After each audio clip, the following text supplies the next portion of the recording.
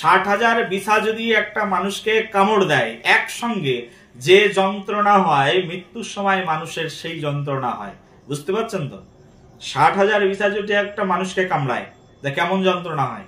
প্রচন্ড যন্ত্রণা হবে না? বলা হচ্ছে ওই ধরনের যন্ত্রণা হয় মানুষের মৃত্যুর সময়।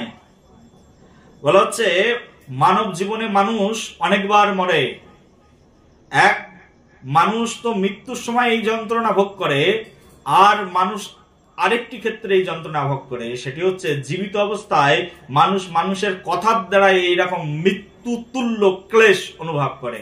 মানুষ এমন কথাও বলে জীবিত অবস্থায় মানুষ মরে যায়, এত যন্ত্রণা হয়। বলো রাধে রাধে, প্রেম সে বলো। কথা কেমন জিনিস বোঝো তাহলে? কথায় মানুষকে মেরে দেয়। এমন এমন কথা আছে যে মানুষ মৃত্যুর চেয়ে আরো বেশি ভয়ঙ্কর যন্ত্রণা পায়। তখন তাদের মনে হয় যে মৃত্যু বরণ করলে আরো বেশি শান্তি পেতাম, এই আর সহ্য করতে পারছি না, মৃত্যু হয়ে গেলে এর চেয়ে বেশি শান্তি পেতাম।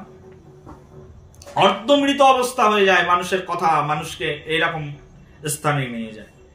সেই জন্য রূপ গোস্বামী পাদ 6টি বেগ দমন করার প্রথমেই বললেন, কি দমন করো? বলছেন 6টি বেগের মধ্যে প্রথম বেগ বলছেন বাক্যের বেগ। বাক্যকে দমন করো, বাক্য চয়ন করা শেখো, সুন্দর সুন্দর কথা বলা শেখো মানুষের সঙ্গে। এমন মধুর কথা বলবে যে মানুষ একেবারে তোমার প্রতি অত্যন্ত সহৃদয়বান হয়ে যাবে, একদম তোমার প্রতি গলে যাবে। বাক্য এইরকম আমাদের ইউজ করা উচিত, বাক্য থ্রো এইরকম ধরনের বাক্য থ্রো করা উচিত। সেই জন্য বাক্য আস্বাদন করা শিখতে হবে, কিভাবে কত সুন্দর বাক্য চয়ন করা যায়। পূর্বকালে তো ছোটবেলা থেকেই ঠাকুর দাদা ঠাকুমারা বাক্য বলা শেখাতেন। আগে আমরাও না ঠাকুর দাদা ঠাকুমাকে আপনা আপনি করে কথা বলতাম, এটা হচ্ছে একটা সভ্যতা। বাবা মার সঙ্গে আপনা আপনি করে কথা বলতাম। এখন কিন্তু সেই যুগটা আর নেই, আছে কি? এখন বাবা মার সঙ্গে তুমি আমি তো ঠিক আছে, তার চেয়ে তুই তুই তাকারি হয় তাহলে আরো বেশি ক্লোজ হয়ে যায়, আরো বেশি ভালো হয়। বাক্য চয়নটা আমরা এখন ভুলে গেছি। কাকা জ্যাঠাদের সঙ্গে কত শ্রদ্ধা ভরে হাত জোর করে নমস্কার দিয়ে আগের মানুষ কথা বলতেন, প্রণাম করে কথা বলতেন, খুব লজ্জা ভরে মানুষ বাক্য চয়ন করতেন। আগের যুগে, এখান থেকে বেশি দিন আগের কথা নাই, এখান থেকে 50 বছর পিছনেও যদি যাওয়া যায়, 50 বছর পিছনেও স্ত্রীরা স্বামীর সঙ্গে গলা উঁচু করে কথা বলতেন না, খুব নরম গলায় সম্ভ্রম নিয়ে মাথায় কাপড় দিয়ে স্বামীর সঙ্গে কথা বলতেন। এখন কি যুগ পড়েছে, কেউ স্বামীর সামনে গিয়ে মাথায় কাপড় দিয়ে কথা বলে নাকি? ভাসুর দেখলে তো ভাসুরের সঙ্গে এমনও স্ত্রীরা, আগের ঠাকুমারা দেহ রেখেছেন, এমন এমন ঠাকুমারা ছিল যে ভাসুরের সঙ্গে খুব জোর হয়তোবা সারা জীবনে 1000 ওয়ার্ড ইউজ করেছেন কিনা সন্দেহ আছে। আগের যুগের ভাসুরের সঙ্গে এই ধরনের বাক্য আলাপন থাকতো। 1000 শব্দ হয়তো এক জীবনে, হয়তো একসঙ্গে 50 বছর সংসার করে গেছে, কেউ 40 বছর সংসার করে গেছে, 1000 ওয়ার্ডও ব্যবহার করেননি ভাসুরের সঙ্গে। কেমন স্বল্প ভাষী ছিল। একটা সুন্দর জীবনধারা পূর্বকালেও ছিল, কিন্তু বর্তমান কলিযুগের অবস্থান এমনই স্থানে উপনীত হয়েছে যে আমরা এখন বাক্য আলাপন করাটাই ভুলে গেছি। এই কারণে রূপ গোস্বামী পাদ প্রথমেই বলছেন 6 বেগ দমি 6 দোষ শোধি 6 গুণ দেহদাসে। তার মধ্যে প্রথম বেগ বলছেন, 6 বেগের মধ্যে প্রথম বেগ তাহলে কি বললাম? বাচো বেগম। কি বললাম? বাচো বেগম। বাক্যের বেগকে দমন করে ফেলো।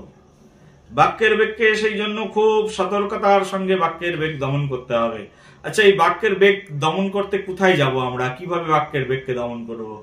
এই বাক্যের বেগ দমন করবার জন্য সেই জন্য আমাদেরকে বন্দে গুরু শ্রী চরণার অভিন্দম। বাক্যের বেগ দমন করবার জন্য যেখানে আসতে হবে সেটা হচ্ছে শ্রী গুরুদেবের চরণ। শ্রী গুরুদেবের কাছে আসতে হবে, আর শ্রী গুরুদেবের কাছ থেকে বাক্যের বেগ দমন করার পদ্ধতি শিখতে হবে।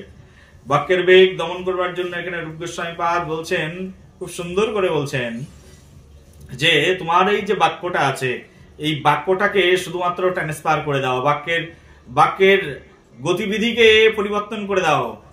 মনে করো ড্রেন দিয়ে জল আসছে, ড্রেনটা কাটছে কে?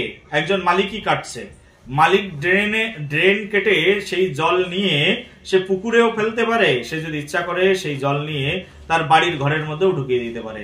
মালিক ড্রেন কাটছে, সেই ড্রেন কেটে অন্যের ঘরের মধ্যেও সে জল ঢুকিয়ে দিতে পারে। মালিকের উপরে ডিপেন্ড করছে মালিক কিভাবে সেই ড্রেন কেটে কোন দিকে সে সেই জলধারাকে নিয়ে যাবে। বুঝতে পারছেন তো আমার কথা? হ্যাঁ, সেই জন্য তুমি যেহেতু সুন্দর দেহ পেয়েছো, তুমি কি করে এই বাক্যের বেগকে, বাক্যের স্রোতধারাকে কোন দিকে নিয়ে যাবে সেটা তোমার ব্যাপার। বাক্যটাকে তুমি বন্ধ করতে পারবে না। কথা বলা ছোটবেলা থেকে তোমার বাবা মা শিখিয়েছে, যখন কথা বলা বন্ধ করতে পারবে না, কিন্তু কথা বলার এই বেগটাকে তুমি কোন দিকে নিয়ে যাবে সেটা হচ্ছে তোমার ব্যাপার। প্রতিদিন তুমি 1 ঘন্টা করে কৃষ্ণ কথা বলো, তাহলে তোমার বাক্যের বেগ কোথায় চলে গেল? কৃষ্ণ কথারূপ সমুদ্রের মধ্যে তোমার বাক্যের বেগ চলে গেল। কাউকে ফোন করো, ফোন করে জয় শ্রী রাধে বলে কথা বলা শুরু করো, হরে কৃষ্ণ বলে কথা বলা শুরু করো, ফোন থেকেই শুরু হলো। এবং তাকে বলো যে আমাদের মন্দিরে সামনে নিত্যানন্দ ত্রয়োদশী আছে, অনুষ্ঠান আছে, তোমরা এসো। শুরু হয়ে গেল। কি হয়ে গেল? কথা ছিল, কিন্তু কথাটাকে আমরা কৃষ্ণের সেবায় লাগিয়ে দিলাম।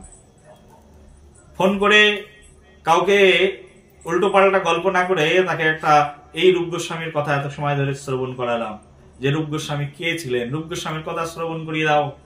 বাক্যের বেগ কন্ট্রোল হয়ে গেল। বাক্যের গতিবেগটাকে আমরা কৃষ্ণ ভাবনাময় করে দিলাম। তো সেই জন্য এই বাক্যটাকে আমরা কৃষ্ণের সেবায় লাগিয়ে দিতে পারি। বাক্যটা যদি একবার কৃষ্ণের সেবায় লেগে যায়, বাক্যটা যদি ভগবানের সেবায় লেগে যায়, বাক্যটা যদি গোবিন্দের চরণার বৃন্দে অর্পিত হয়ে যায়, তাহলে এই বাক্য শোধন হয়ে যাবে। আর বাক্য যেদিন শোধন হয়ে যাবে, আমরা সেদিন কৃষ্ণের চরণ লাভ করতে পারবো। বলো রাধে রাধে, প্রেম সে বলো। তাহলে আর একটু ভালো করে শুনুন। তাহলে আমাদের রূপ গোস্বামী পাদ বলছেন 6টি বেগ দমন। 6টি বেগ দমনের মধ্যে প্রথম বেগের নাম কি বললেন? তাহলে বাচ বেগম। সবাই শ্লোকটি আবার আমার সঙ্গে সঙ্গে উচ্চারণ করুন। বাচো বেগম মনসঃ ক্রোধ বেগম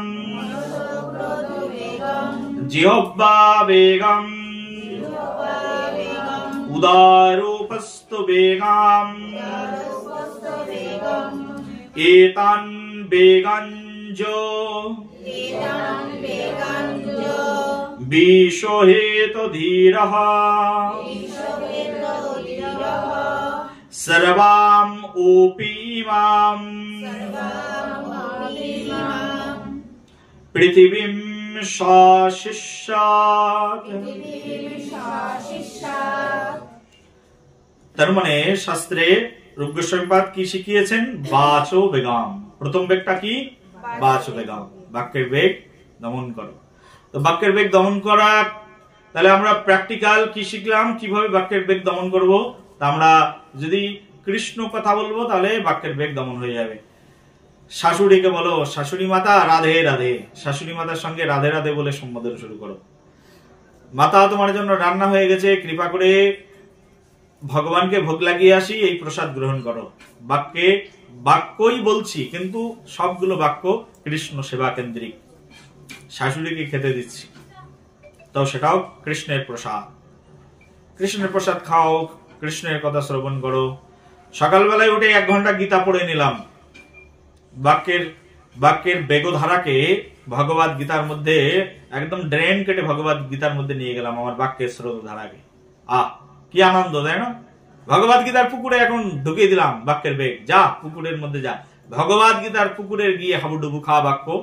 তো যা খুশি কর, এখানেই কর। সপ্তাহে 1 দিন করে গীতা ক্লাস শুরু হয়েছে আমাদের ভক্তি কুটিরে। চলো ওখানে গিয়ে কথা শ্রবণ করি, আর ওখানে গিয়ে কথা বলি যা বলার। মাতাজিদেরকে দেখা হলে একজন আর একজনের সঙ্গে হাত জোড় করে জয় শ্রী রাধে, আহ কি মধুর কথা। এবার সুন্দর সুন্দর কথা বলো, ভগবানকে নিয়ে আলোচনা করো, ভগবানকে নিয়ে প্রসঙ্গ শুরু করো, ভাগবত প্রসঙ্গ শুরু করো। এটাকে বলে সাধুসঙ্গ। সাধুসঙ্গে এসে সাধুসঙ্গ করার উদ্দেশ্য কি? সাধুসঙ্গ করার উদ্দেশ্য এটাই যে সাধুর মুখ থেকে কৃষ্ণ কথা শ্রবণ করতে পারবো। কান দিয়ে, কান দিয়ে কি শুনবো? কটা কান? দুই কান দিয়ে বেশি করে কি শুনবো? কৃষ্ণ কথা শুনবো। আর মুখ কটা? একটা। অন্যরা যখন চুপ আছে তখন আমি বলবো, বলবো কম, শুনবো বেশি। অন্যরা যখন চুপ আছে তখন আমি বলবো, কি বলবো? কৃষ্ণ কথা বলবো, রাধারানীর কথা বলবো, বৃন্দাবনের কথা বলবো, শ্রীহরির চরণামৃতের কথা বলবো মুখ দিয়ে। এটাই হচ্ছে আমাদের জীবনের সবচেয়ে বড় সাধনা।